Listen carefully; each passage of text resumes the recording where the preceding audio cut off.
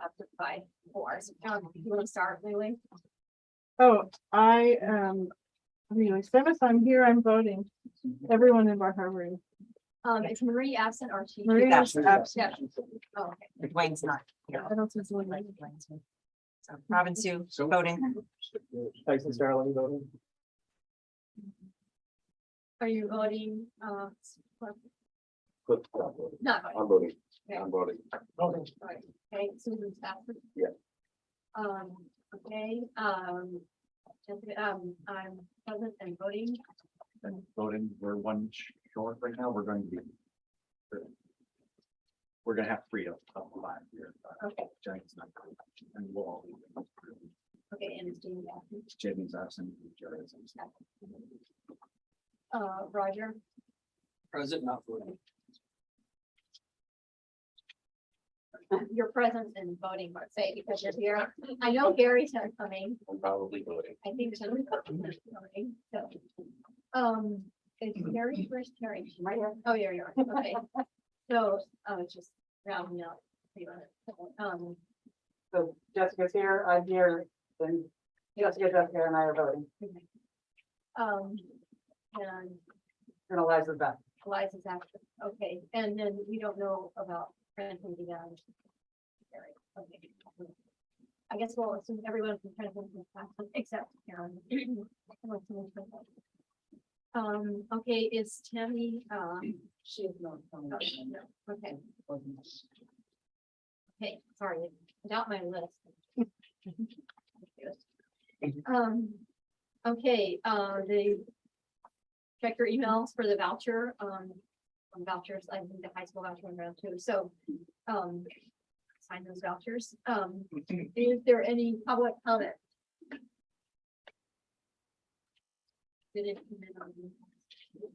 Okay, is there a motion for the approval of the 12 September 2022? Second. Any discussion? All in favor? Okay, that will bring us to reports and updates, so I'll turn it over to Mike for this. So good evening, everyone. Thank you for the shift in meetings for us for today. And then, of course, doing double duty for the high school. So I appreciate that. So we'll start with our enrollments. BK8, we're at 923, high school 498, and overall 1421 for the entire school. As you heard at your various meetings, those enrollments, this is probably where we start settling out, where people were finally, the system is catching up with people who have moved, who are moving in, and that number that you'll see is pretty much hovering right around where we are right now. Some school highlights, just so you all know, I'm meeting monthly with our new principals, and we had our first meeting and we talked about supervision and evaluation. And went through that process, and I shared with that group and the A team is I took a lot of work that principals have done over the years and created sort of a timeline and resources for the work that they do with teachers. And that was developed with systems that we all have used, but it has placed it all in one place. So people know sort of, what it is that they need to be doing that particular month. What are the resources that are tied to our professional growth and evaluation plan? So it makes it a little bit easier for folks to follow. So all principals now have that. And this month coming up with the new principals, I'll be going over budget and what that looks like and the different tools that folks are using. So I'd like to thank the principals for sharing some of the tools with me that I'll share with their new colleagues. I'll talk a little bit about school safety now, since we're going to be doing a vote on the plan. I want to thank Mary Wallace from the high school. Mary Caro, the high school, who sort of helps sort of consolidate our district-wide plan that we've had for a while. It kind of looks like this. Everybody has this binder, and then each year the information that is in there is updated and goes out to principals. They make tweaks to it for their particular school, and then from there they work on their practices with the drills and everything. And there's a convenient administrative safety prep sheet that administrators use that they sort of check off as they've gone through the process of checking their school, speaking with local law enforcement and then doing the drills. The principals have all that information and have walked through that process with their staffs and doing everything from evacuation drills to versions of lockdown drills. And as you know, there was sort of a blue light situation here at the high school about 2 weeks ago, and it was a malfunction. And what was amazing in that process, and I can't thank Matt and the team in this school enough for sort of taking a look at practicing, experiencing what happened like they practice it, learning that, oh, we need to do some things differently. And they have had 2 meetings already with law enforcement and sort of talking about that process. Well, if this was to happen, should we have really done X? And I appreciate the Bar Harbor and Mount Desert Police Department coming and helping with us with that process in the high school, and Matt will probably talk about that, to be able to walk through in a really thoughtful manner with his team on what that looks like and what we could do differently. I thought that was pretty amazing, and I was pretty proud. So the work we've done in planning kind of helps with those situations. That was almost like here's some things we can learn. Talk a little bit about HCTC and Tyson, and we'll float you in, came to his first HCTC advisory meeting. So I appreciate you coming along. It's a sort of a great experience, and that program is awesome for our kids. There are currently 273 students who are part of that program across the county. 39 of them are MDI students. And one of the things that we talked about at that meeting is the exploration of a freshman exploratory. High school is thinking some things along those lines, but this is officially, there are certain steps that HCTC has to do, because there is sort of that gap. You have the kids at high school, sometimes they get an experience of going to HCTC and learning about these programs, oftentimes really enjoying the culinary because they come back with cupcakes or croissants and things like that off their little field trip. But then, they kind of lose connection until they are able to be sophomores and then get a chance to sort of think about what it is that they want to do. This new idea is trying to think about almost like a class within your high school where you get to explore 3 different programs and early on to better sort of grow what the student's interest might be. I think we're pretty lucky at this school that we have a pretty actually an excellent woodworking shop, the auto mechanic, the welding. So our kids are getting access and taking a look at that, and the high school will talk a little bit more about that experience. But being a former carpenter a long time ago, trades are really important, and I think it's great that we provide that opportunity for our kids. And also HCTC is exploring, just like a lot of schools in our area, exploring construction, because that building is very old and actually can't now meet the needs for some of the experiences the kids have there, particularly the diesel, auto mechanic, and other rooms that are just not built for what they're trying to do now. As you know, for those of you with kids at school, I sent out a note on Friday. Our county, along with Hancock, Washington, Penobscot, and Piscataquis, are in orange, red, whatever that designation is. I went back to my note at the beginning, what our updates and reminders are that masking is strongly encouraged. And I also put a note in there about making sure folks are up to date, because we know that if you're up to date on your vaccinations, if you were to get sick and get COVID, then you are a better chance of maybe just being a cold for you. So I sort of sent that out to make sure, and I myself got my booster just the other day as I became eligible.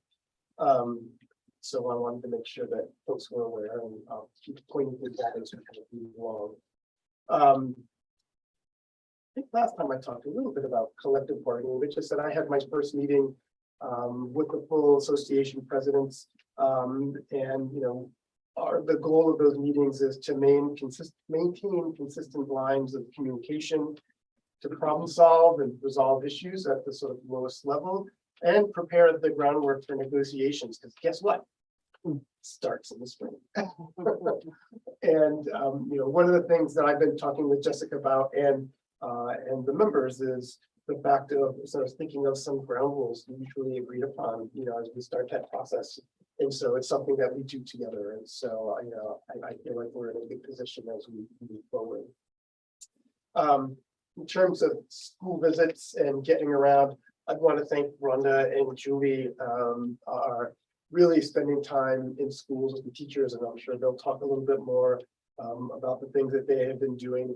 And it's, it's great for teachers and kids to see you all and the ability to talk face to face with some of the things that we're doing. For myself, Brian invited me to the Mount Desert cross country team practice, and I did that. And that was fun. It's just really joyful to be able to spend time with kids. That's, who I am. I like doing those types of things. And in Trenton, I participated in a grade 4 read aloud. They were reading Too Many Tamales. And we sort of talked about predictions and characters and those pieces. And it was great just to sort of listen to the teachers sort of share theirs, and then listening to them sort of talk about aspects of it that they were making connections to some of the broader work they were doing and reading. So that was pretty cool. Been to a high school soccer match. I do have a young man that plays on with my partner who plays on the Ellsworth team. And so, of course, I was at the Ellsworth MDI team, and everyone kept asking me who you rooting for. And I said, well, it depends on, if Owen's at the ball, then I'm going to root for Owen. So, it's just how it goes. So that was really fun, and I was able to see the Pematic and Conrad Emerson when I was down at Pematic. So being able to get out, have the kids see one of the students at Emerson was like, "Oh, you're the superintendent, so could you make sure we have more snow days?" Big ask.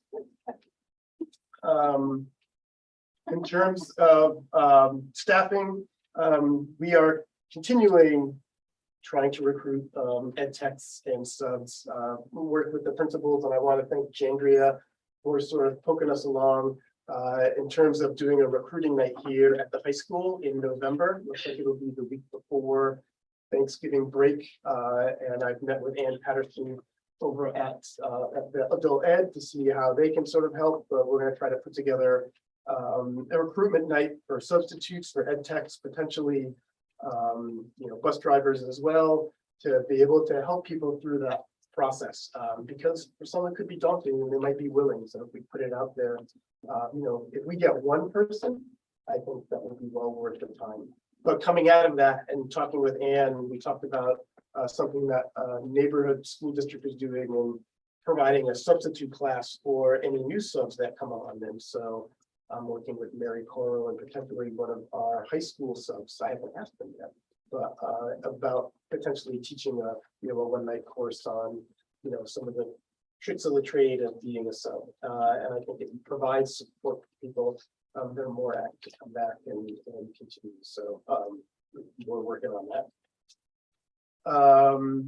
And then finally, what I have is just sort of budget update, and I'll talk a little bit about that when I go over just sort of a preliminary review of our AOS budget. And just some reminders that COLA was recently set at 8.7%. Last year, I think we were at 6.1. I think I wrote it down on a piece of paper. I have it somewhere. Right now, where schools stand is we have ourselves kind of just sort of looking at the budget preliminarily. I can sort of tell you what we're thinking about. Nancy is out, so she's not here tonight, but she and I met this morning and sort of talked about the cost centers and so where we stand and what we're thinking. Also, Bar Harbor and Swans are sort of the first ones going out on the preliminary budget, so they're in that process, and everyone's sort of following it along. And I'll talk more about that. The budget time. Any questions?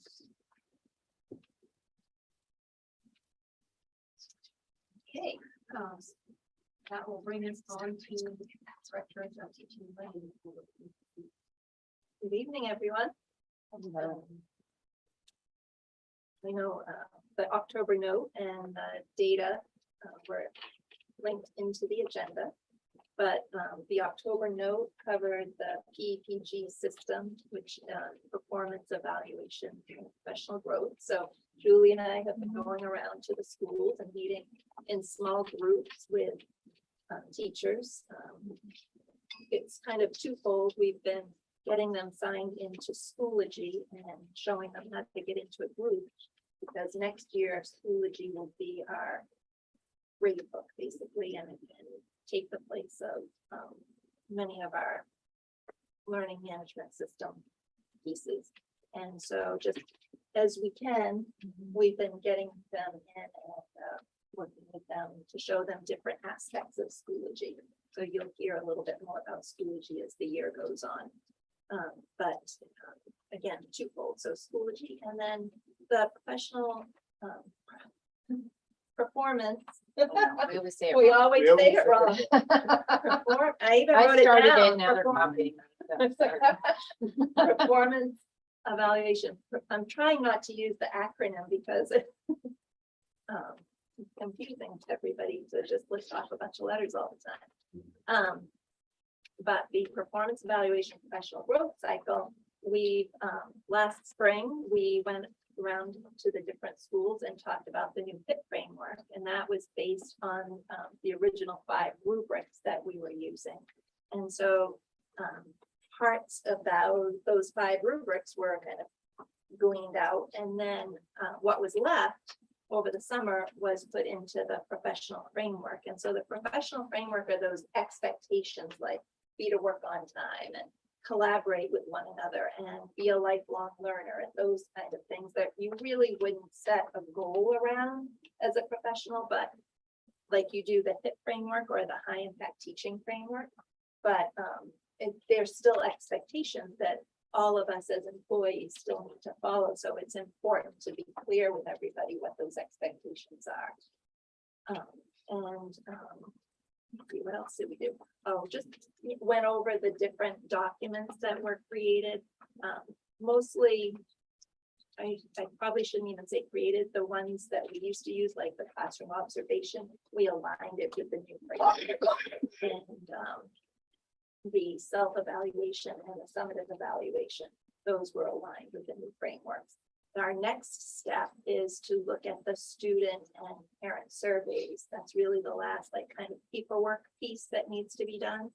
And then starting Wednesday, we have our first performance evaluation professional growth steering committee meeting with a representative from each of the schools, looking at just how the system is working and being thought partners with us. MTSS, which is multi-tiered systems of support, we're moving forward. On Thursday, we have an 18 retreat, and Danielle Pierre from Great Schools Partnership is going to be with us again to help us along in that process and to facilitate our work so that Julie and I can be participants and not, spend our day doing the facility, focused on the facilitation. And we're moving that work forward where we purchased Ames Web as a progress monitoring tool, and we're looking at NWEA, expanding that out and having that be our universal screener. So in MTSS, you screen students using that universal screener 3 times a year, which we do anyway, and make decisions about who needs interventions, who needs extra support. And then you progress monitor as you're doing those interventions. So we're putting those systems in place. We've also purchased in Power School special programs, an RTI portion that will help us stay organized in a place where teachers can put information so that if a student moves from Bar Harbor to MDES, that information goes with them or amongst any of the schools. And then we have our data, which considering we've had COVID going on, is surprising. Well, I shouldn't say surprising. We have awesome schools. It shouldn't surprise any of us. Our data is very good. It's pretty flat. There are not a lot of movements, not a lot of surprises. That is not the case necessarily across the nation. The National Assessment for Education Progress has shown that in the last year, education has basically taken a 20-year backslide. So across the nation, we're scoring about the same as we did 20 years ago. But not in at MBI, we're scoring about the same as we were before COVID. So everybody should give themselves a big pat on the back. One thing that I've forgotten that you want to add? No, we've been having fun with the kids, Yeah. staying in schools. You told some good stories. Have you read The Giver? There's a couple chapters in there that middle schoolers read into a little too much, and I was the guest speaker that day. so- At Swan's Island, so that was fun, but little awkward moment for everybody.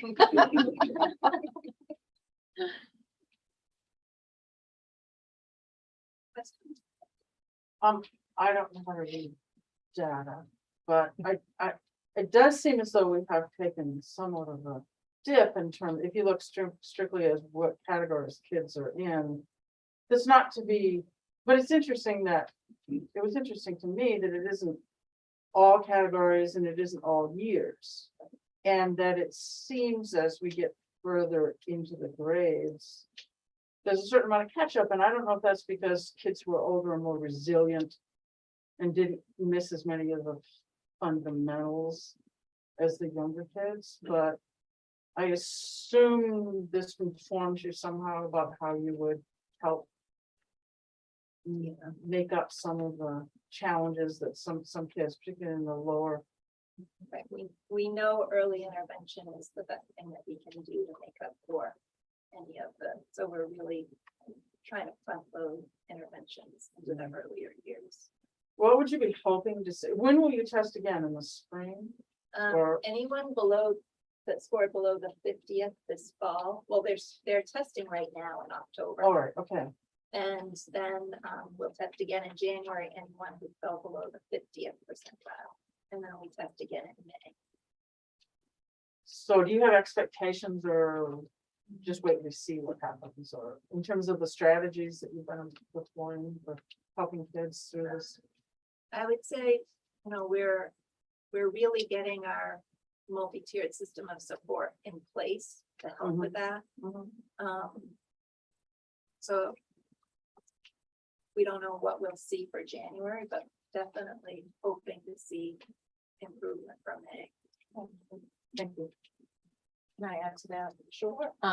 Last year, the board asked us, because you can't compare grade level Right. to grade level in this, because they're different sets of kids. Sure. And we showed the progression by grade level pre-COVID to post, and we Yes. saw positive growth per class. And so that was promising, and we did double check that to see, do we need to do another one of those graphs? And we're like, no, we're actually consistent with our trajectory, so we were pleased about that.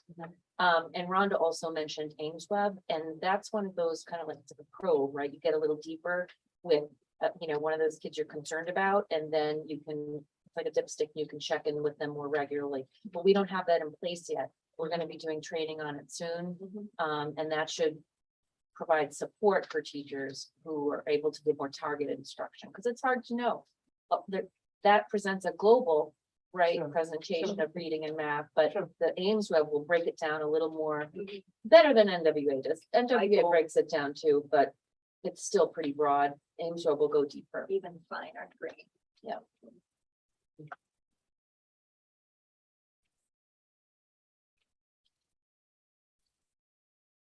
Okay. If there are no other questions, we will move on to summer school report by principal.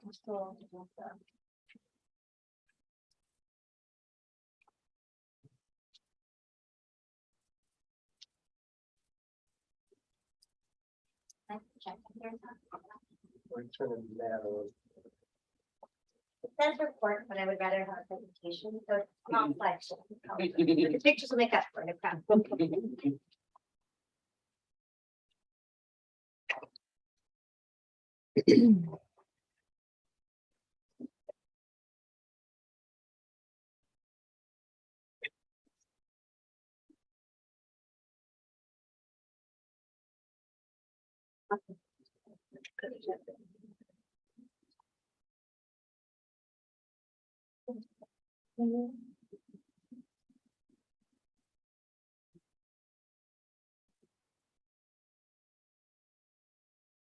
We're at Eagles Pride today, huh? Yeah, we're undefeated.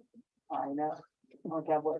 Yeah, oh, are you? Oh, it was- Wait a minute, we got a Cowboy fan and I'm a Giants fan. We should get together in a small room.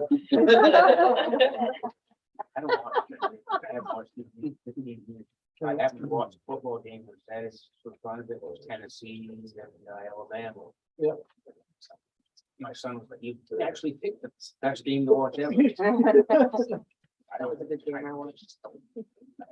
I could, because I was only gonna watch a couple of minutes. Yeah. And then I started watching it. I was like, I watched the whole thing.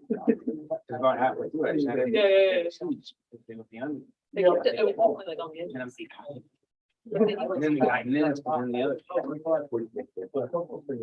That was just an emotional roller. So I had, I'm still trying. Not really sure the best place to stand, so if I stand behind somebody, so I apologize, but I don't think I stand over here either, because I'm in front of the street. So I'll just walk You around. want to put your laptop up top? Would that be less? Okay. I don't have a privilege, so we're gonna go like that. So thanks for having me. I was in charge of the AOS Summer School for this year, but had tons of support, so definitely not all about me pulling this together. The administrative team did a great job of pulling this off very quickly. You'll see later on some reflection. We know that we need to get this out sooner, but we just couldn't wait another year to get it out because we just knew, especially from the data that we're talking about, though we look good, we only look as good as the data tells us, which is there's a lot of kids that don't look good, right? So that's great for our district, but it's not great for the students that just still don't look good. And there is a significant difference in students now than there was prior to the pandemic. And so even though, again, we have good data that says we're making growth, we're not making nearly enough growth to help these kids be successful for their future, because the further they slide behind, right, the further the teacher next year has to slide back to fill in those holes. And if we keep moving forward without filling in those holes, we end up teaching kids, for instance, in math, algorithms to solve a problem, but they have no conceptual understanding. So they get into algebra in high school, for instance, and they have no idea what they're doing. They don't even know what an equal sign means, but they sure can copycat an algorithm. So with all that being said, there's no one solution for everything, but it is about slowing down and looking deeper at what kids need. And so I think that's part of what the summer school really allowed us to do, was look at those holes that we know are significant at every grade level and try to begin to find a program that helps identify those needs more globally. And I think you'll see some of that started here, but we have work to do to really design the best program for all kids. So just some general information about the dates. We did do 4 weeks this summer. We did try to run a full day program. We'll talk about the benefits of that in a little bit later. We did offer 8 to 3, so parents could drop off. There was transportation also provided. We did serve breakfast and lunch, which was a huge benefit to all families. It made sure that kids were fed and they could sustain their energy throughout the day as well. We also built in, it's not right here, recess breaks so that there was a collaborative outdoor play in addition to their lunchtime. So they had 30 minutes of a recess block for collaborative play and then 30 minutes for lunch. So it really built in that team building time outside as well. We did provide the transportation from every elementary school at Trenton because Dear Boss was already coming to Trenton. We did pick up, and you'll see in here with numbers. We picked up at houses and the school was in Trenton. We had a lot more Trenton students that participated. So we'll talk about transportation and some of the things that we want to do in the future to make sure that as many kids as possible can access our program. We did hope originally that the program would run for first graders through 5th graders, so just any 5th graders. And we also saw that the incoming 6th graders that were those just finished 5th graders weren't quite everybody that we needed to catch. And we'll talk about the fact that we still didn't get all of our middle school students. We did get a couple of older students that popped in that were going into 7th grade because they had a need and their family reached out. And so we didn't turn anybody away. That's the other good news. I'm kind of known for that. If you've ever heard about my summer reading program for the Southwest Harbor Library, we had a cap about 15 and we often were at 22, just because how can we say that, right? Somebody who wants to participate. So we did that a little bit this summer too, and it might have overwhelmed the teachers some weeks when they had a full class and then some, but we got through it. One of the ways we really wanted to make sure that families were engaged over the summer, because as we know in school, the best thing we can do in school is engage the family, because it doesn't end with us. So when 3 o'clock ends and weekends come, it's not just on us to educate these children. So the better job we do educating the families, the better chance these children have. So one of the things that we thought would be the most helpful would be to create a website just for summer school. And on this site, you can watch this later. It's a clip where I'm talking, so I don't really like to watch it. But yeah, there was a news crew that came over and they did an interview. They interviewed students, they interviewed myself, they interviewed Mike, but for some reason they didn't put a clip of Mike on. I'm not quite Left sure on, why. coming forward. They kind of cut him out. But it basically, I want to show you a few pieces of this before we go into the details of the program. For parents, really try to make it as simple as possible. We of course included all of the links right here, which will help to front load the work that we put into it this year, which will speed up the process for next year. Everything is already created. It just needs to be make a copy, change the year, we're ready to go. The website is created, it's ready to go. So all of the online registration information is here. And then to make sure that families who either were participating or couldn't participate had the opportunity, we tried to get the word out as best we could, that each week there was a theme, and we put a tab for each week so that students who were there or students who weren't there. We had some children that came for just 1 week and some children that came for 4 weeks. Some kids came for half a day, some kids came for a full day. So if they were involved in summer school at all or reached out for any information at all, we shared this website with them. And you can see the first week was inventions and inventors. And if you scroll down through, these are some of the things that the teachers did, but also there's more things than we did in the school for the kids to be able to access at home. So there was some virtual read alouds, there were some recommended activities for students to participate in, a lot of the bridge work that connects to Acadia National Park. That's one of the lessons that they do with our students. One of the favorites, you'll see some pictures, making solar cookers for s'mores was a big hit. If you haven't done it with your children or grandchildren, you should do it. Fluffy slime. Again, Inventors Week, we just tried to be really creative and add a lot of STEM activities. So kids, as you'll hear through, really felt like they were engaged in the learning because they didn't even know they were learning. So everything they did felt like a summer camp when it came to the invention and science project, but they were adding in math and literacy the whole time. And they didn't mind because they were so excited about the topic and the activities that we were doing. We also highlighted books each week, and we had an author come to visit every single Thursday, which got the kids really excited about reading because they knew if they read the book, they didn't need the author who wrote the book. And we tried to get authors who had both elementary picture books as well as the middle school reads, so we could engage our middle schoolers as well. So one of the first ones was Megan Fraser Blakemore. She had a Frankie Sparks invention series. And so again, we just tried to match books with the topic each week. And we provided families a book list every week. So just to get a sample of some of the books that I've kind of vetted through that I thought were really good samples. So if parents wanted to read more with their children or go to the library, we encourage them to go to the library and check out these books. And again, it's about simplifying the process. Families want to do well for their children, but they're not educators. And even if they are educators, they don't always know what's best or have time to go through all of these books to find out which ones are actually good fit and kids will like. So we tried to simplify that process every week. And again, you can kind of go through and just check out each week has a different theme and it has different ideas of things that you can do at home that kind of replicated our program. Part of the website too, again, engagement. You know, when you get your newsletters, if your kid's in the newsletter with their name or their picture, you're going to read more of the newsletter. So we tried to do the same thing. And we told parents, hey, check out our website because we're going to post pictures of your children on our website. And so then parents wanted to go to the website because they wanted to see pictures of their children. So again, it's about getting them to the site to get the information. And so this is definitely by far the best part of the whole presentation. And you'll have to go on and check it out if you want to see the rest of the pictures. So I'm doing the same thing to you, right? And so each week we took a ton of pictures. We got the photo permission just like we do at school. And we posted the pictures of the children that we had permission. And we tried to just again engage the families with just some small titles. So this is us making fluffy slime. So it wasn't just a picture and the parents were like, what are you doing? And they had nothing to talk about with their children. So they were like, what's fluffy slime versus regular slime? And the kids went home and they talked about it because we talked about invention and how many different ways there are to make slime.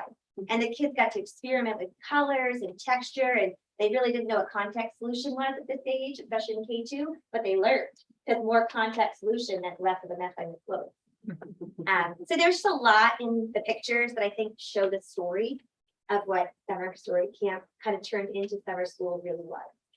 So I'll let you look over some of that. And then the nurses corner, we were so fortunate to have a nurse built into the budget this year. I don't know how we would have actually run the program without having a nurse on site. So she also tried to put updates in here to give families some information about good habits, and also thinking about we were going to be out in Trenton in the woods. And so there's a lot of tips. And so we just tried to give families another place to get good information as well. All right. So again, if you want to see more, you're going to have to go through the site yourself. We did do 4 weekly themes, just like I spoke about. And again, part of the selection of the themes was to do integrated units. So each of these interdisciplinary units was based off of that one theme to keep kids engaged, but to try to add in all of the concepts of the day that you would go through a regular school day. This just gives you a couple of examples. Of course, our biggest goals were reading and math. And the best way to get to reading and math were through arts, right? Through music, through creative play, through collaborative learning, through games, through social studies, through science, because kids love those topics. They don't always love reading and they don't always love math. But if you tie it into things that they do love, then they don't mind doing them because that's how they complete their science project, or that's how they complete their social studies mapping task. And they create something that they're really proud of. And they don't really take a lot of time to think about the math or the literature work that they've done. They just think about this really cool project they've created. So that's just some of the ways that we did some integration into our theme-based units. And just a couple highlights on here. This was one of the highlights that to me means a lot. We had middle school students that were too old to participate or felt that they were too old to participate, but wanted to actually be at summer school with us. And so we turned them into helpers. So any child that was also struggling to kind of fit within their classroom, if we could give them a helper role, we had that ability because we had one school with 4 classrooms. So a child who wasn't successful in their classroom because maybe they were the lowest one in the 3-6 group would have been the highest one in the K2 group. And so they didn't mind going down to read with the younger readers. So they didn't mind going down to do the writing. And again, having a single base for that allowed us a lot of flexibility so that the main purpose is every child felt that they were successful. And the main goal of any learning opportunity is if you can teach others, then you master the skill yourself. And so we kind of try to incorporate that in. And so that's just one example of how our older students helped build confidence in our younger students while building confidence for themselves. And again, similar to the learning, they didn't even know that they were helping themselves because they were so busy helping others. And isn't that a gift you want everyone to have, right? So beyond the authors, which you see showcased at the bottom, we also tried to bring in other guest presenters. So instead of taking field trips out, we brought the field trips to us. We had a rocket scientist from NASA who lives in Trenton, but lives in Houston for the remainder of his year, and his 2 boys that came to camp with us as well. He presented about a new international space station that I didn't even know was coming, and the new plans they had out in space. The kids thought that was amazing. Healthy Acadia donated the time for the SNAP Ed program, so all of our 3rd through 5th graders got to participate once a week in a cooking class. So they learned how to make trail mix, they learned how to make healthy banana boats, and a ton of other items that they could cook for themselves. And one thing we've noticed, or at least I've noticed, and I think others would agree, is that children had to become more dependent and independent. So during the pandemic, they were really dependent on being safe, but they were also independent because so many families were working at home that they could depend on their families being home, but they couldn't depend on them for meeting all their needs all the time. And I give an example for my own house. I had 3 children in my house and I was a teaching principal on Zoom basically all day through the pandemic. My kids had to learn to be pretty independent, even though I was in the house. And so a lot of kids didn't have good habits on what they were eating during the pandemic. It was what we had available and what they could access themselves. I don't want to speak to everybody, but we've learned a lot from our health classes from our students. And so this was a way to introduce that every child can create healthy habits by cooking things that they can be successful with fruits and vegetables, instead of just taking the first thing that's packaged in their fridge or in their cupboard. And so that was a really big part of it to kind of, again, help build that independence for kids in a really healthy way. The main outdoor school also came. This is Hazel up in the top corner. She came every Friday, and her and I designed lessons so that throughout the week, whatever the theme was, she designed a Friday kind of culminating activity through the outdoor learning. So kids weren't allowed inside for any of the time with her, rain or shine. She took them out to the outdoor classroom, and they did outdoor investigative learning for at least 1 hour every Friday. And that was another amazing opportunity for both the staff to see how to integrate that outdoor learning into the everyday learning that we do. And also for students to get that access to learning points that sometimes you just can't get in a classroom. You really need to take them out and let them explore nature. And so that's what she did. And it was an amazing way to actually find out if kids were learning what we wanted them to learn throughout the week, because she was kind of my catch-all. So every Friday I'd meet with her after and ask, so did the kids know anything about the topic before they met with you? And it was amazing how much she was able to give us for information. One of the best days was when the park rangers came. You can see the picture up there. They did a jobs fair basically with our students. And so all of the children got to hear and learn about the job that park rangers have. And then they got to become park rangers. So of course, when you watch the video clip from the news, everybody loved the firefighters part, right? Because who doesn't like to spray the hose and have target practice? But it was just a really good way. They were working on measuring. They were talking about measuring fish. They were talking about measuring trees. And again, they thought they were just park rangers. They didn't think about all the math that they were doing in measurement, which is one of those skills that we never have enough time to teach enough measurement skills, which is lifelong learning right there. Kids need to learn how to measure, and it's important that they get lots of time to do that. Some of the student information just gives you a picture that it's a little bit skewed. Not every school was represented the way that we had hoped. But again, I think a lot of that goes back to the timing. We know that there are certain families in certain communities that, rely heavily on the Bar Harbor YMCA if you live in Bar Harbor, on the Harbor House if you live in Southwest or Tremont, on the Neighborhood House if you live in Northeast Harbor. And so people were signed up well before we ever got this information out. And it's not always easy to change your plan. And once you get on that wait list and they say you're confirmed, you don't mess around. Again, young children, I know that very well. When they say you've got a spot, there is nothing taking you away from that spot because you might not get another. And so I think a lot of that came down to that we were just late in kind of rolling this out. But you can see that there was participation from each of the schools and even Frenchboro, which is a huge celebration for our Outer Islands. We had 2 students that came when they could, as long as they could, based off of the ferry schedule. And it was just amazing to watch them grow from the first day to the last day that they came. And the last week, just a small story about them, just to show how much they loved it. They could come for about 15 minutes, one day that week, and they came. So it just shows that they really did benefit from that program. Otherwise, the mother would not have spent the time to come off. She would not have brought them to our school, dropped them off, and then picked them right back up. But the boys really just flourished there in the program. And same with other students, of course, we saw lots of growth and the cross-school connection that we'll talk about. You can see there was an opportunity for children to meet other students that one day will go to their high school, to be together.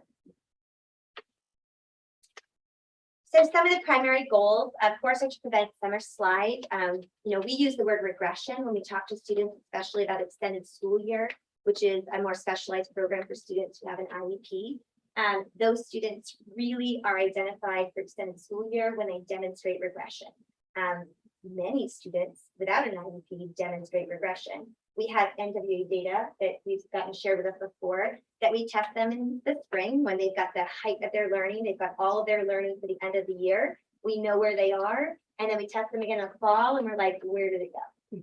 So there's 2 factors here. Did they never have it at all? Which is a big question mark, right? Could they do it in the short time that it was introduced? So they held it for a short time, but they never really mastered it. So it's not really a skill they have. Or did they just not practice those skills for so long over the summer that they couldn't hold what they really had, we thought, mastered? And that's something that teachers are asking themselves all the time. Because when those scores come back the next year and the teacher goes, oh my goodness, what happened? The teacher before is like, I don't know, because when they left me, they were all set, right? So regression is something that we see across all students, not just students with an IEP. But if you demonstrate regression and have an IEP, then you would be in the extended school year programming, where we want to make sure you have that programming because you can't afford to slide any further back. But they're not the only students that can't afford to slide any further back. And that's something I was talking to you about at the beginning. Nobody can afford to slide back because you just have a hard time making that window. Combining the resources helped to make a more equitable programming. It allowed proper staffing almost. We're never really fully staffed, even in the school year, for what could be thrown at us. But we were trying to figure out ways that all of the principals work every year really hard to make sure that we have, qualified teachers to teach our students, qualified special ed teachers to teach our special ed students, that we've got occupational therapists, physical therapists, speech pathologists. And it's really hard to staff across our district when we're losing so much travel time for the providers that have to provide for all the children across all of our schools. So we were really hoping that a centralized location would do some of that. And from the feedback we got from the staff, especially from OT, PT, and speech that often lose the most time, they thought it was amazing to provide so many more hours of programming and less hours they're charging out for travel, which is not to their fault, right? So we were able to service more kids in one central location. And we actually had proper equipment for those children as well, because we had a full room dedicated to PT and OT services. And that's a huge benefit that currently at my school, we don't have an occupational therapy room, right? Or a physical therapy room in my school, but we had it this summer. So don't I want to ask for that? We also wanted to provide support for families. So we offered half-day, full-day programming. You could go 1 week up to 4 weeks, no cost. Parent didn't benefit from that, right? We offered the breakfast and lunch, again, free to all families, and we offered transportation to and from the Senate school, again, free to the family. I can't say that enough. People spend a ton of money on childcare, and this isn't childcare, but it's the best childcare you're going to get because your kid's going to learn something well to get childcare. And so for many, many families, that's the selling point too. And that's okay because they need help, especially because they're going to work. And if they're at work, they're not helping their child academically. So why not put them in a place that is going to help them with their academics? Students were able to engage with students at the multi-grade level classrooms, being from a teaching principal out on Swans Island, teaching 3rd, 4th, and 5th grade. The benefits to just so many of them. You're differentiating all the time because that's how you survive as a teacher, right? And that's how the students thrive the best in the classroom is when there's differentiation available to them. So in having a K-2 classroom, you know that the teacher has to have materials for kindergarten, 1st, and 2nd graders who are all at different levels. So if you're a 2nd grader performing at a kindergarten level, here's your kindergarten activity for you. If you're a kindergartner performing at a 2nd grade activity, here's a 2nd grade activity for you. It's so easy to differentiate when you think about them as individual students and figure out what their needs are. We have to do a better job for the following year of making sure we have all that information on students because we offered the classroom that did allow some differentiation, but we didn't quite have all the information we needed to tell the teachers that this is the targeted instruction that this child needs.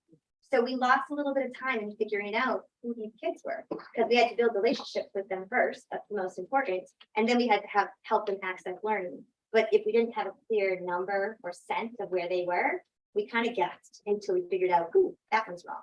And you lose time. So more information as we gathered earlier in the year will help us do a better job with that programming.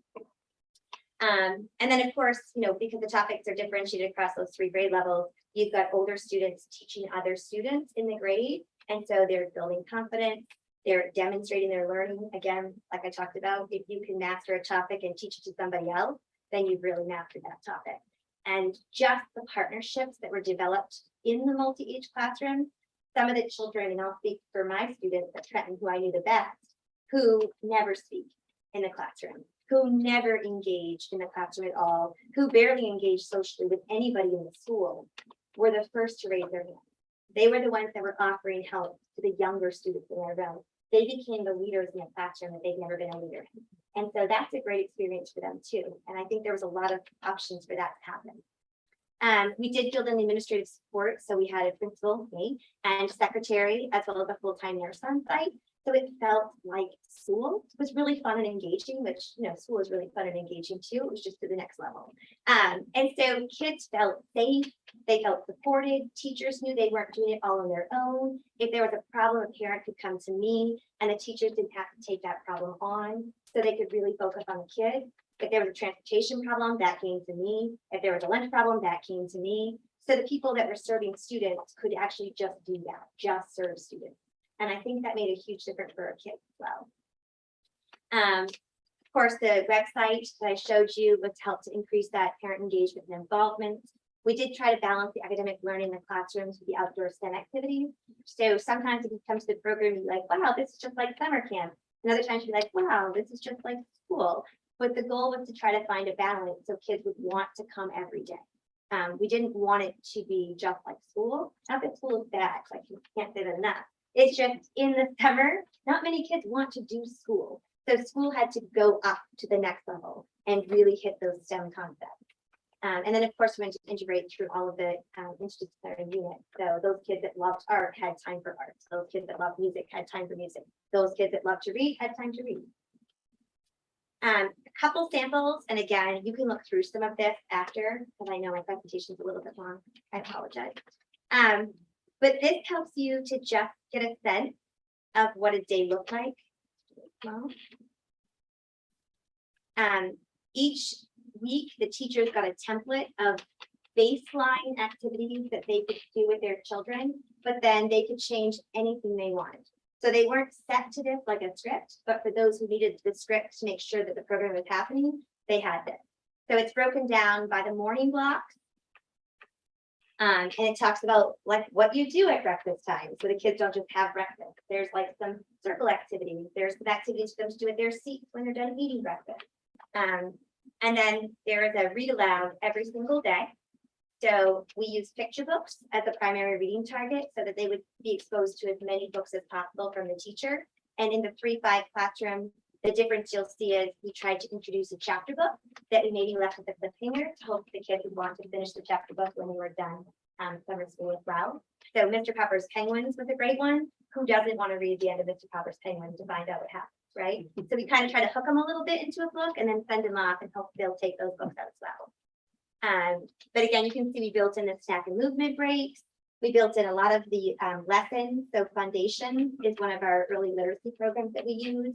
And so we built a lot of sound work into the K2 to practice those cards that they use. And then each day had a different writing topic. So as you'll know about the program, we did use basically no technology for the children. We did have some technology on the screen that adults use to help with the learning, but children use notebooks, they use pencils, they use books, and they engage in the learning without technology. And that right there is also a little bit hard for some staff and for some students because in school, we got so tech dependent, it's hard to break that. And so we don't need children on computers to learn.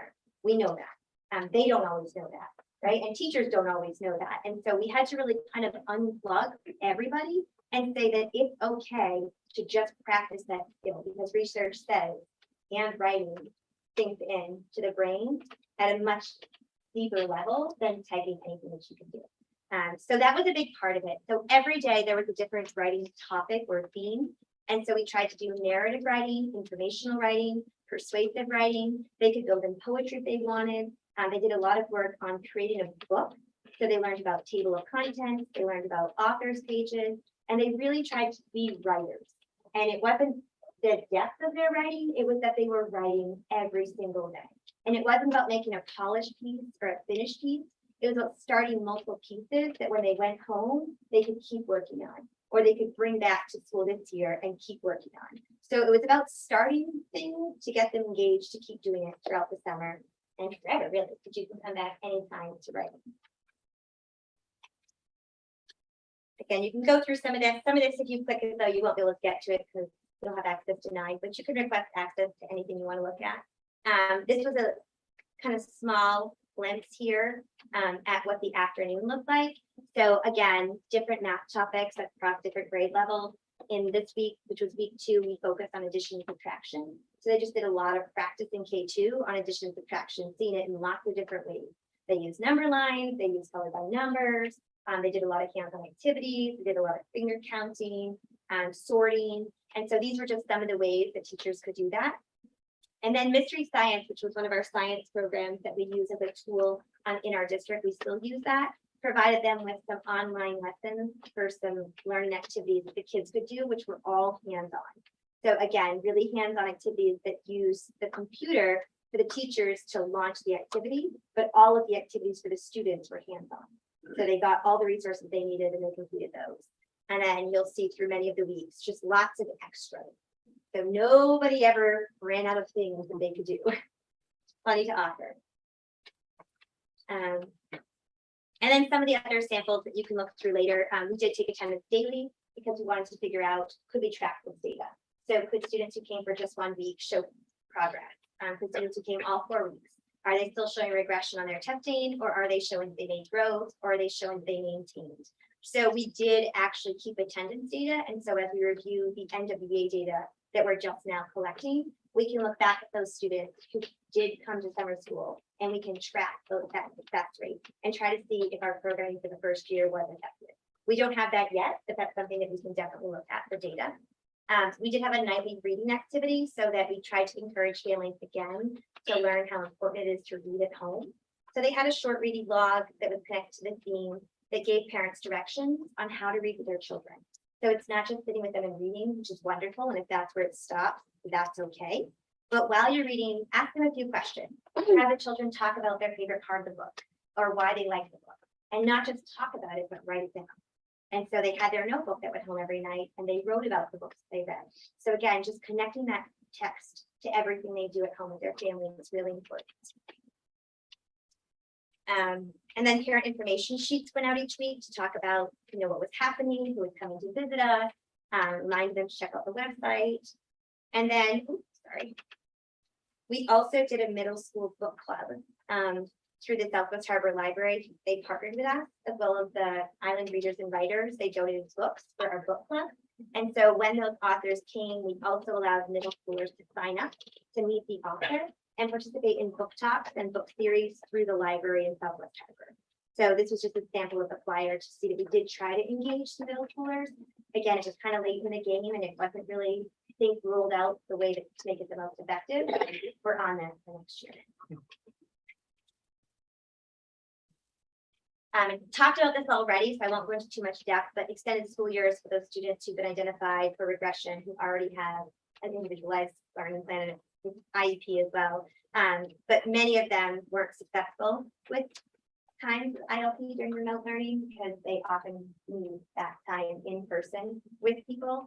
So their IEPs, we saw more students who really needed that in-person time this summer and really servicing their needs. The best thing that we could do was to do an in addition to, which is often hard during the school year and it's extremely hard in the summer. So prior to this summer school, students who received extended school year would get a number of minutes. So you might get 150 minutes per week to work on your math skills. But that's kind of where it ended. You got tutored for 150 minutes. This year, a parent could sign their child up for a full day of programming in literacy and math. And during that time, they would also get their 150 minutes of direct instruction in math.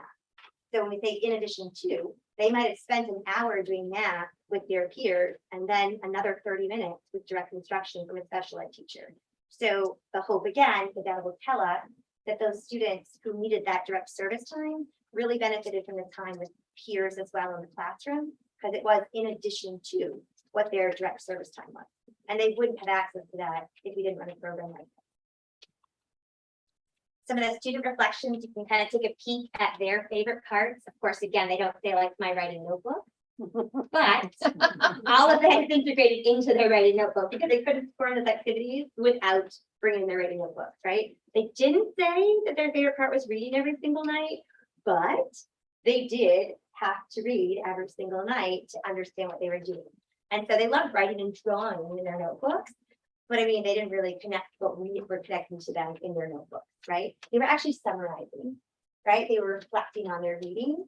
They didn't quite understand that, but that's okay because they did it, right? And they learned from it. Some future considerations, we've got a ton. These are some of the basic ones just to point out. We need to get going earlier. That's why we're starting now. We want to talk to you as board members because we're gonna need to come to you as boards and talk about the budget. It's important to run this program to have a budget that supports it.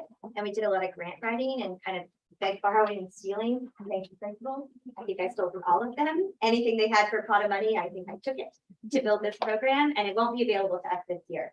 So we really have to look at the budget if we want a program like this to exist. And so we really need your help as board members to support it within your budget. We hope to add in maybe a special teacher. Our teachers will work pretty hard with a pretty big group of kids, about 20 every single day, all day long, with one hour break for them to have their lunch for 30 minutes and 30 minutes to kind of take a deep breath before they went right back in for the other half of their day. And we want to make sure that students, are getting time that is really thoughtfully planned out. A lot of the planning had to happen before summer school started. And so the teachers didn't have as much need for the planning, but it would be better if the teachers were actually the ones engaging in the planning, because then they're more committed to the lesson. It wasn't just great. Yeah, this is a great activity. It was that they felt this activity could not happen, because when they're engaged, the kids are going to feel that, and it'll be a better program. So we need to build in some time that we didn't build in this year for teachers to have planning time. And so the best way to do that is also give kids great special. Have an art teacher come in to teach collage instead of their classroom teacher, because an art teacher will be much better than I would have thought as a classroom teacher. Believe me. I'm not teaching music class, right? A musician needs to come in. And so I think just talking about how important those specials are in the academics, we know that kids who need those academic classes, the specials, aren't going to get it from a person like me who's teaching it, right? We need people that are actually trained in that profession. So I'd love to look at ways to build that in. We've definitely had ed tech support available, but they're, again, never enough.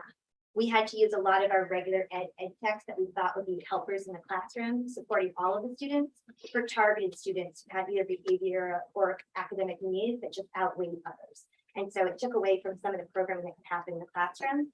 So we need to figure out how much ed tech support we need a little bit earlier, so we can hire the staff and fund the program. That baseline data that we talked about, the Ames Web, would be a great tool for us to have. We can use that tool right through summer school. Again, we have NWA data, not as reliable, for the younger, because we don't test everybody in K2. And sometimes when we're looking at reading or math scores, it really doesn't align in K2, what they do in the spring to what they do in the fall, because we change all the standards on them. And then we try to assess them, and you just can't do that and get really good, accurate data all the time. So we have to find a way to assess the effectiveness of the summer school program as well. And then students and staff, but mostly students every day said, can we go on a field trip? So I think we have to think about field trips next year.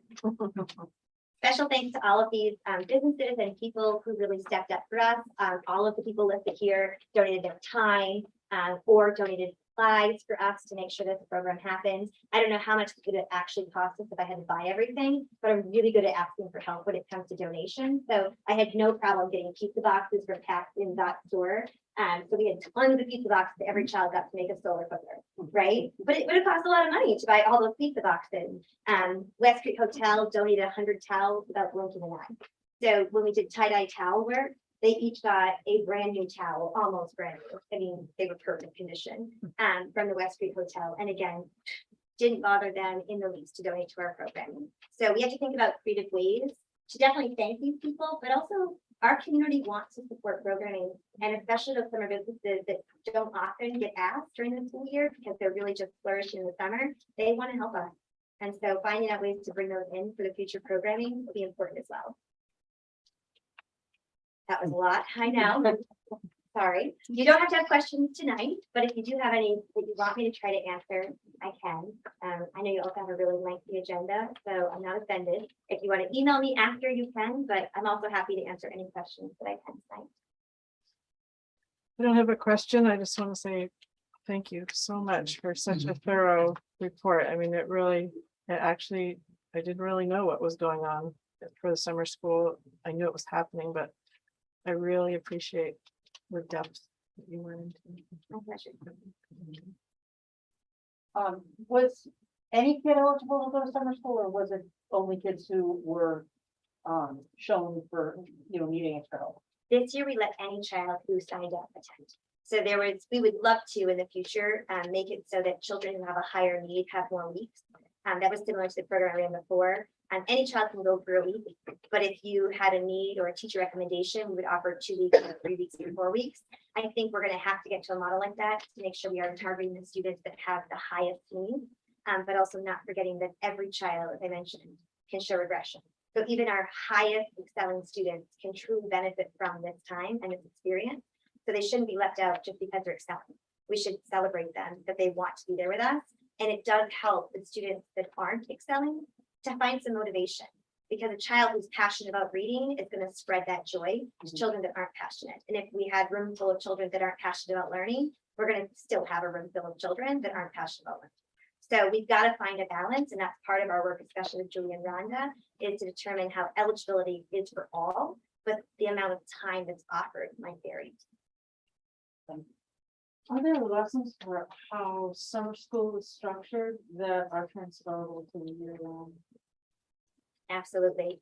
So we did try to talk about how we could do that. So one of the things we connected to is Acadia National Park creates kits. The Abbey Museum has kits. The Wendell Gilly Museum has kits that you can kind of borrow out.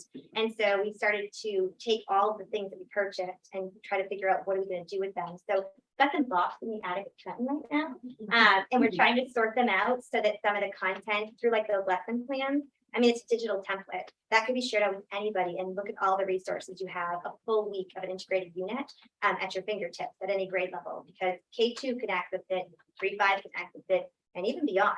And then we brought a lot of materials in. So there's games, there's puzzles, there's other learning activities like the s'more kit. We have all the ingredients that you need for fluffy slime. But yeah, I mean, if you're studying national parks like we do, we learn about our surrounding park. You now have access to things about other national parks to connect you to. So getting it organized, if that was your question, we're not there yet. But we really should be able to create at the end of summer school a kit based off of every week. And hopefully, if we do a really good job, we will be able to rotate those through. So every 4 years or every 5 years, we could bring back the week on birds. And we have everything we need kind of organized, so that after 5 years, you've really got a program that everybody can access. And we changed it a little bit, of course, just like you do. But schools should be able to sign out these kits and use them in their classrooms for interdisciplinary units. I guess I was more wondering about the approach that you took to learning. yeah. And the approach that you took to engaging kids. Is it different from what you do in the routine, in the regular school year? And is there a desirability to incorporating that Yeah. into how you approach kids on a daily basis and their learning? I mean, my ideal world is every teacher does this every day. This isn't a new way of learning. It's like the only way that kids should learn. That's Right. my ideal way of teaching. And that's how you create buy-in in everything you do. So I hope that in the future, we talk about this, that we use this opportunity as a professional development opportunity, because teachers can actually come to the summer school program and learn about programming. We used the main outdoor school this summer again, which I mentioned was good for the teachers and it was good for the students. And so whenever we bring in programming like that, we only benefit as teachers because we become better teachers and stewards of the outdoors in the world. It's so important. So yes, I mean, this would be ideal if this was what happened every day for every child, and it wasn't that next level that I talked about. It was the only level that they know, because we wouldn't have behaviors, we wouldn't have kids that were falling behind, we wouldn't have any low test scores, because kids would be excited every day to go to school. We wouldn't have truancy concerns. We didn't have truancy concerns. And we were talking about summer programming. So kids showed up every day like they were supposed to, because they wanted to, and of course they needed to. Can I just add, I mean, Crystal's being very humble. She's a brilliant curriculum designer, and she's really the mastermind behind this curriculum design, and she had help, of course. But we've designed schools to be very pocketed, siloed, content driven, not interdisciplinary, not thematic, not leveraging space like the outdoors to enhance. And we do have a lot of pockets of that work happening throughout the district, and it is growing, and COVID taught us that. But we're not to that level of expertise. But clearly, that's what we're shooting for. Thank you. Okay, so then we should probably move on. Sure. At what level, like, how much could you scale this program up? Like, how many students do you think you could reach in a summer season, and how much would you need for resources to do that. Well, so Julie Kay told me to be really careful. I'm not trying to be a trick question. I'm just curious. No, it's not a trick question. I mean, the sky is the limit if the budget supports it. Gotcha. And it's really about what can we put aside, fiscally to run a summer program that benefits as many students as possible. I would say that this program was approximately $150,000. Okay. For 4 full weeks. You can look at the numbers, it was over 100 students that we served, not to mention all the students that participated in OT and PT that didn't participate in the program. We worked 4 full classrooms of about 20 students every day for the full week. And I mean, I think that probably is the cap in a classroom. I think I know the teachers felt it sometimes that it was too much because of the needs within a single classroom of 20. If you don't have a differentiated class, right, where you have some high, middle, and low, it can be very overwhelming to have all low 20 students and trying to access all of their needs. I think every school would help us to say that we could potentially have 3 classrooms at each grade level if we could staff them. So it's really not just about the budget, but it's about not burning out our teachers over the summer and making it sustainable. So I mean, you can't go much bigger than this at a K2 level. We can go deeper, we can go broader. But I'm not sure we can go much bigger and serve our K6 population much more, because I think we burn out our staff. And then, of course, what I wasn't supposed to say is real snacks, right? No more talk about that, I promise. But like, we have to figure out a scaled model so that there's an experience for them as well. And then, thank you, Matt's not here, so high school, Yeah. pushing up there too, right? Since he's not here, we'll talk about both middle schools. You're deviating from the plan. Thank you. So it's really about the budget and it's about staffing, and the students will come and they'll be engaged in it. Thank you. Good luck. Thank you Thank so you. much. Thank you. Okay, moving on to the reorganization planning committee, and we'll try to keep it. He was moving right along. So I'm getting there. We had a great meeting today with Phil Stockmeyer from Rowan Whitson, and I think we're really we've collected a lot of data now, and now we're sort of in the phase of working on a timeline, and I hope we can get to a meeting soon where we can show some of that data. We aren't quite at the data showing phase yet, but we are moving into the timeline phase and looking at sort of the next steps. And I think we just want to keep communicating to the community that we're in this effort, we're trying to create the most excellence in education and the most equity in education for kids, no matter what town they live in our district, what community they come from. So. Yeah, I think Crystal kind of made a perfect example of sort of a really quick version of the why. She said her school does not have a fully functional OTPP room like they had at summer school. And that's just, you could just say that, and that our schools should have fully resourced facilities. They don't have to live in one community to get what they get. So that just is a perfect picture to explain that. The other piece of that discussion was that she talked about OT people having to travel a lot. Right. Yeah. For many costs. Okay, moving on to policy committee, and we'll have a lot of policy later on, you can see, but the policy committee has been carrying on through our review of the policies, and we'll be taking up dress code among other things in our next meeting. Guidelines for dress code for elementary school. And so principals had asked, so I'll have something to share committee on Thursday to go over, and then going through the rest of our cycle of taking a look at policies. And then we have a bunch of ones that were wording from law that we have to change, and that's why we have a bunch of person finding things. But they're very minor. They're very minor. They're not substantive. Question? Okay, our very exciting discussion item, preliminary fiscal year 24 budget. Oh, we're just kidding. So what's coming around is just sort of a preliminary budget review. So when we take a look at the the first budget draft in November. There's no surprises, just so you have a sense of what we're gonna see.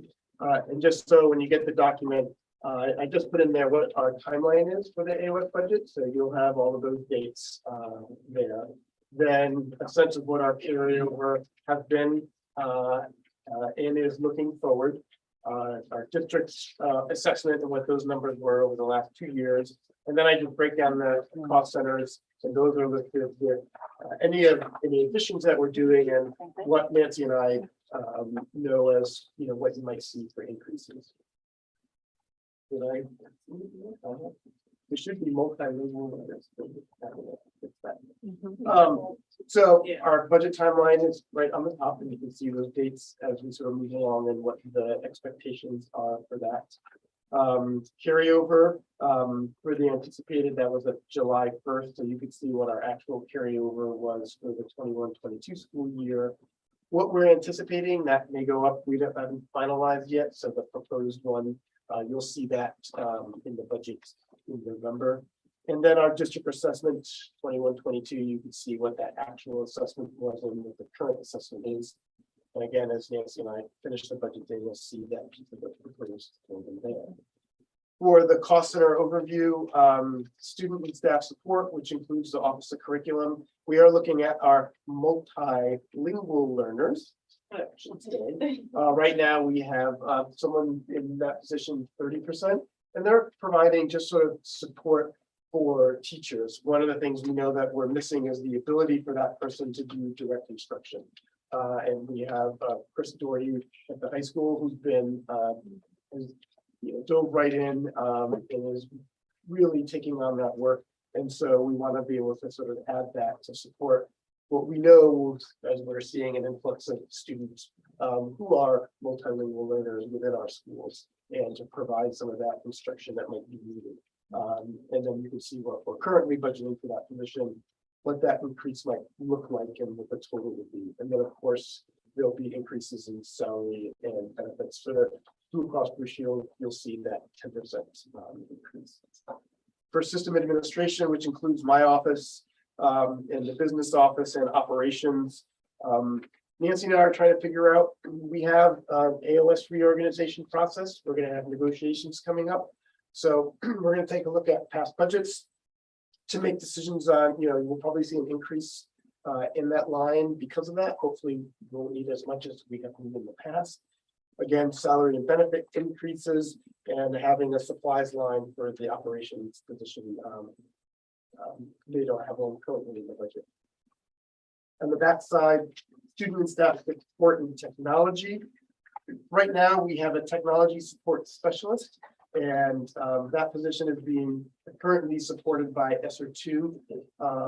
And we are thinking that and taking a look at what we have done this year, some things that where there are some savings that we're able to support that into next year. So we would not be adding for that position until the 24-25 budget. And just as a reminder, that individual is helping the technology office by going into some of our schools within the district to support some of the hardware needs of schools. And tech integrators can work specifically with teachers on the integration of technology within their classrooms. What Nancy and I talked about this morning was maybe adding some Blue Cross Blue Shield funds into that line, just to sort of support it later on. So just to sort of soften as we move into the next budget cycle of 24-25. Special education and the director's office, no real changes there. That office is fully staffed. You put in money for that 50% person to sort of help, particularly with the data piece of that. And we have hired someone, and they are off and running, and with stacks of things that need to get done. For psychological services providers, as you know, we've used a bunch of funds through ESSER and other grant funds to have 2 psychological examiners. This is the year that gets folded into the budget, so you will see that. In special education, occupational therapists, that'll just be your general salary and benefit increases. Social worker, the same. And that's will be the budget for this year. And then at the bottom, I just reminded people of what our AOS assessment is. There's a 0.5% of the total that it's just sort of like pay for play. We want a superintendent and all that we get to offer, which is great and wonderful stuff. That is part of your assessment. And then you take the average of staff size, your enrollment, and your total budget. And that's what Nancy produces to, create what the assessment is. And then you'll see that when we get to the budget, so you can see what the assessment is for each of your schools. But that's just the formula. Oftentimes there are new board members you may not know, so at least you have that there sort of reference. So that's the direction we're going in, and I just wanted to make sure you guys have that prior to taking a look at that first draft in November. Not so much a question, but a comment. It's super reader friendly and efficient compared to some other reviews we kind of gone through. It's kind of highlight instead of flopping through pages and pages. They're like, oh, well, that was supposed to be highlighted. So if anything, I just appreciate the effort that was put into making it a little bit more user friendly. So we can just kind of get to what we need to get to and then go line by line when we need to at our individual school board. Thank you.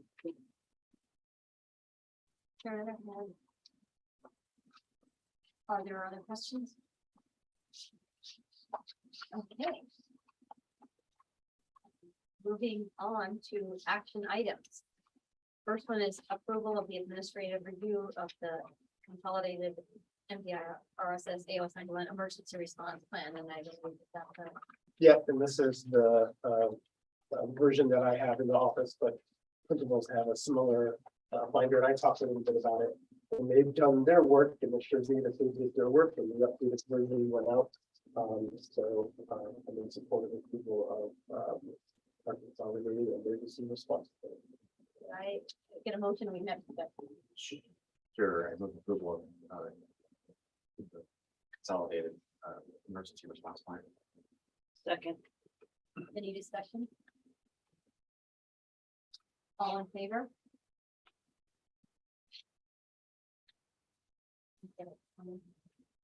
All opposed?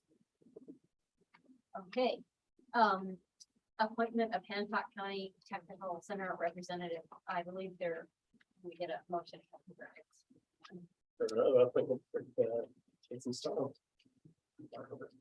I move that we appoint Tyson to the HCTC board as a representative for the AOS 91.